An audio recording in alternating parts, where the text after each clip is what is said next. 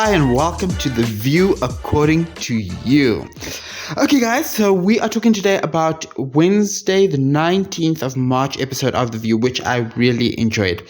Sorry, guys, I did not realize, actually what goes into actually posting a podcast, especially daily. So while I have recorded for Tuesday's episode, and I also have recorded a welcome episode before then, I have not yet posted them, so I've probably gonna come 3 at the same time or on the same day, so it's gonna be a bit behind, so it might sound like a little bit of old news. I'll figure out a way of getting it done sort of on the day, let me not say on the day, especially with the time difference from where I am and where you guys are. So it would probably be the morning of the next day, so that when you guys wake up in the morning, you've got the post-play of the previous day's episode. I'm going to try to get that right and try to get that consistent, so just bear with me. There's a lot of things that I'm trying to figure out and make work in my life. You guys know how it goes. But anyway, onto today's show. I really enjoyed today's show. It really took me back to the old days of The View, where we had robust discussion, and it wasn't you get your 30 seconds and then you get your 30 seconds and then you get your 30 seconds. That sort of things really started in COVID, when they were hosting from home, and there was the delay, so you couldn't really have the crosstalk. So basically everyone got their little monologue, and they sort of stuck to it ever since then. But today, everyone was involved. The conversation was flowing. We had different opinions, different viewpoints, which I really, really enjoyed. Shout out to Sunny. She is the one holding it down with really the majority, I would say, the majority viewpoint of Democrats at home. But still, it was interesting to see Sarah's perspective. She is on the Chuck Schumer side of things. You can see Joy is sort of trying to find a middle ground, and then obviously Alyssa is coming with the Republican point of view. But it was really fun. I really enjoyed it. I really enjoyed the back and forth. Let's just give a little listen to some of that today. Hold on.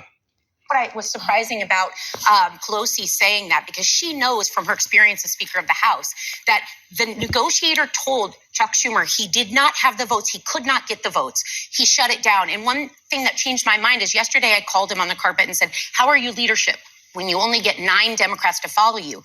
But then someone shared something that made me change a little of my perspective. They had exactly the number they needed to not shut down. So he gave cover to a ton of Democrats that probably in common sense terms knew their voters would backlash if they shut the government down. And honestly, he gave coverage to the GOP to do whatever the heck they want to do. Nobody's fooling themselves. It's a minority. They don't have the math. It's just basic math. There are facts there. It's not an opinion. They cannot avoid this.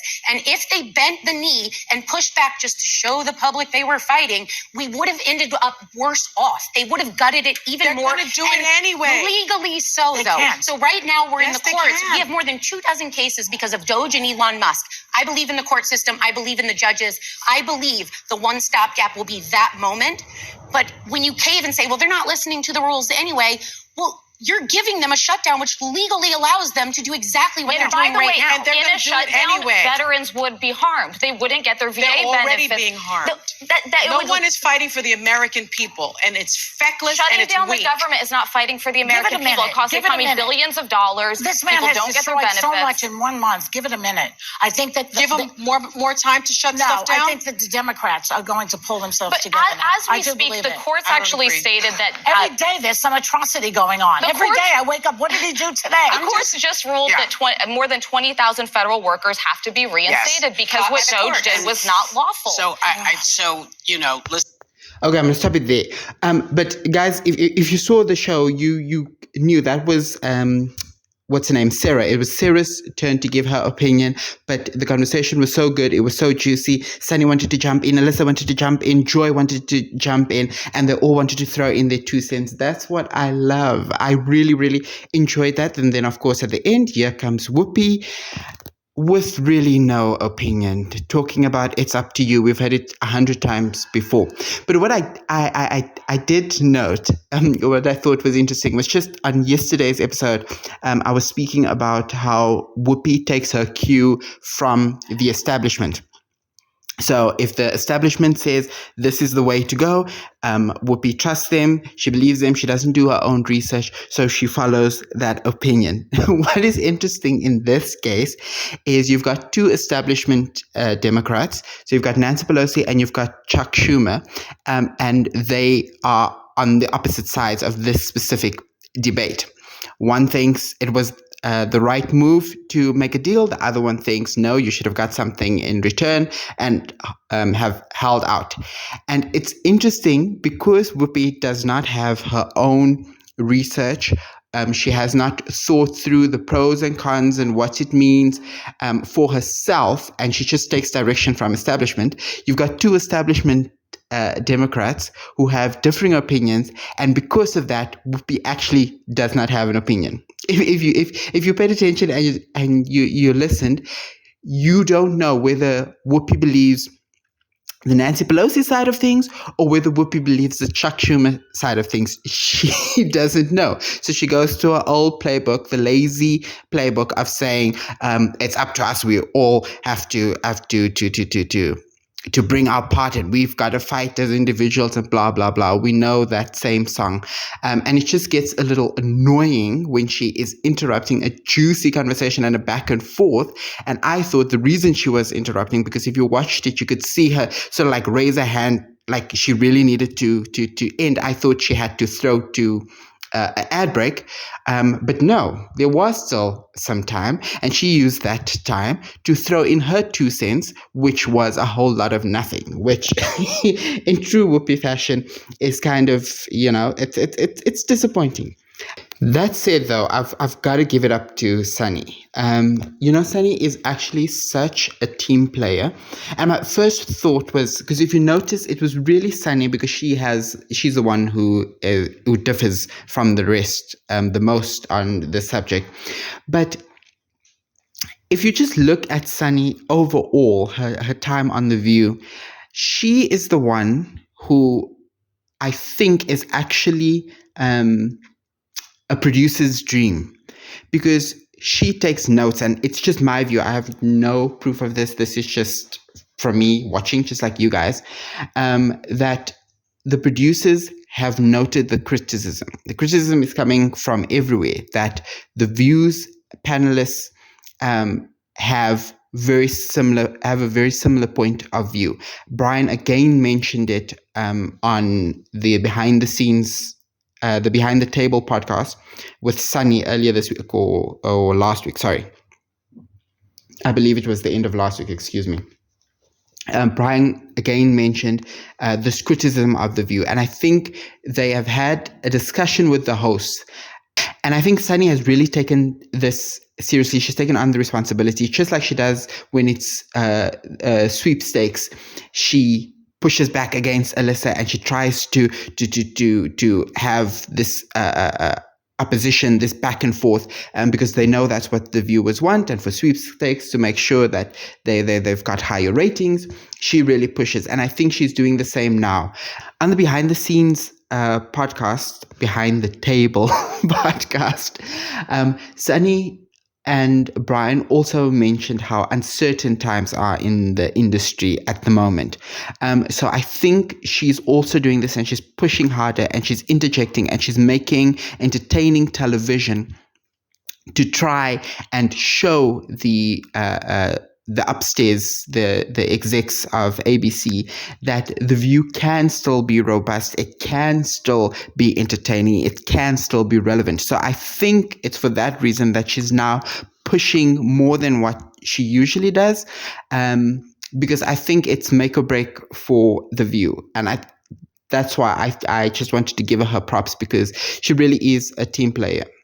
Or perhaps the other side of it could be that because the end may be near, maybe not the end for The View, but the end for her on The View, that she is now taking this opportunity these last few months that she has on The View to show other networks what she's able to do and how she can stand her ground and how she can push back and how she can create entertaining television for whatever her next move is, her next project is. So I just thought that was just a thought that popped into my mind as I was watching. Because listen to even this interaction where she is interjecting once again. 2020. And then again, and this is still a pending case. I do think the Trump White House has gone right up to the line of defying the federal courts here, but it's still within the confines of the court. They went over the line. This is still being adjudicated, though. They're still actively, DOJ is filing cases. They're responding. The people are in another country. I'm not speaking specific. I'm talking about the legal parameters. This is still being adjudicated in the courts. And I would caution this. A lot of folks are saying this is a constitutional crisis.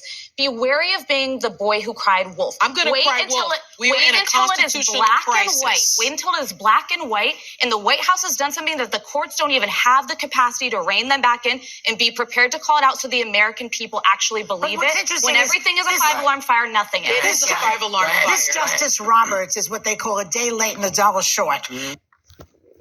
So you can hear she's actually engaging. She's not just leaving the different hosts to finish with their monologues. She is having a conversation. And in a conversation, when we at home, when we are talking, we interject, we jump over.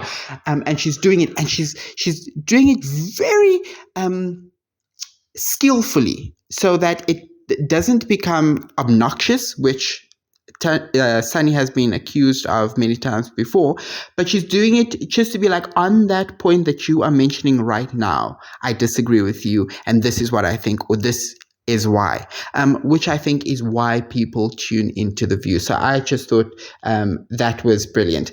The rest of the show, they spoke about the Netflix series Adolescence, which I haven't watched, but it definitely seems like my type of show. I definitely want to check that out.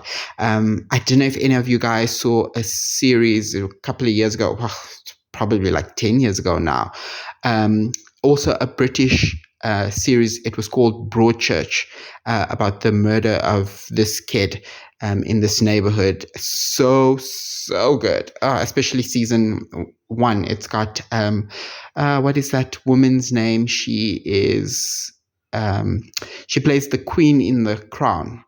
I forgot her name, but anyway, she's in it. She plays a detective, but it's so good, and this reminds me of that. So I'll definitely be checking that out. But also, just in this segment, Joy started her thing about being bullied because of her Bermuda shorts, and Alyssa thought she was done and just was going to jump in there, and Joy was like, "Excuse me, ma'am." A very playful, very cute moment. But I just, in that moment, I just thought, wow, Alyssa has really grown within her role at The View, because there was a time, especially when she started, and it lasted really long. It wasn't like the first month of her being on the job. It lasted really long, where she would be really nervous. And if a moment like that had happened, I would say in Alyssa's first year at The View, she would have really shrunk and behaved as though she was reprimanded, like she was a naughty kid that was reprimanded by mom at the table. But now she understands Joy's sense of humor and Joy's little quirks, so she laughed along with it. And I just thought, she's finally getting comfortable in her seat. Now, I still think that we need a real conservative, a strong conservative who can give more pushback than what she is able to provide us with. But I do think as a host, she has grown and she has evolved, and she's now comfortable in her seat. So I have to give her props for that, even though I would still not renew her contract. But that's just me. Then they gave 2 segments to Robert De Niro. Now, I love Robert De Niro. I grew up with Robert De Niro. He was my brother's favorite actor. A brilliant actor. But I must say his interview was a little boring. I got distracted, when you zone in and out and you start thinking about work stuff and you start thinking about things you have to do, and then you're like, oh wait, what's happening? What are they talking about? So I zoned in and out quite a bit. So yeah, that was a little boring for me, but love Robert De Niro. And Whoopi at the end saying, our thanks to Bob De Niro. I was just like, okay, Whoopi, we get it. He's your friend. You don't call him Robert like the rest of us. He is Bob to you. Okay, fine. Little name drop for Whoopi, but you know what? She's earned it. But overall, really, really good show. What say you? And also, let me know. Do you think it's just a natural coincidence that Sunny is giving a lot more pushback, or do you think there's something more behind it? Do you think, like I said, maybe it's that the producers have asked them to make the discussions more robust, or perhaps do you think it's her that's auditioning for other shows and showing what she can do? Or do you think, no, it's just really this is something that she feels strongly about, and it just so happens to come at a time where The View and her future at The View is very uncertain? Do you think it's all coincidental, or do you think there's something more to Sunny interjecting? Anyway, guys, that was my view on The View. Oh, crap. My view on The View. Do you think that lady's going to come sue me? I mean, let's give credit where credit was due. This is, she started it. She's brilliant at it. I really enjoyed her podcast. It's a pity she has kicked us out. And I mean, I could go and still listen, but I've got a I've got this thing about me where I don't go where I'm not welcome. So I'm not welcome there. So here I am starting my own thing. So, but even in that, I have to give props. Even the fact that she gets it out daily and she gets it out soon after the show. I don't know how she does that, because, she also works. It's not as though she is a homemaker. She's got a job as well. So maybe her job allows more flexibility. I don't know. But props to her. Good luck to her. But yeah, this is us starting our own community, and let's see. There's a lot of kinks that I've got to work out. I need to get better at speaking. Like sometimes I ramble, sometimes I repeat myself, sometimes there are these long awkward pauses. So like Alyssa has gotten better over time. Hopefully I'll get better as well. Anyway, guys, that is The View according to you. See you guys until next time. Bye.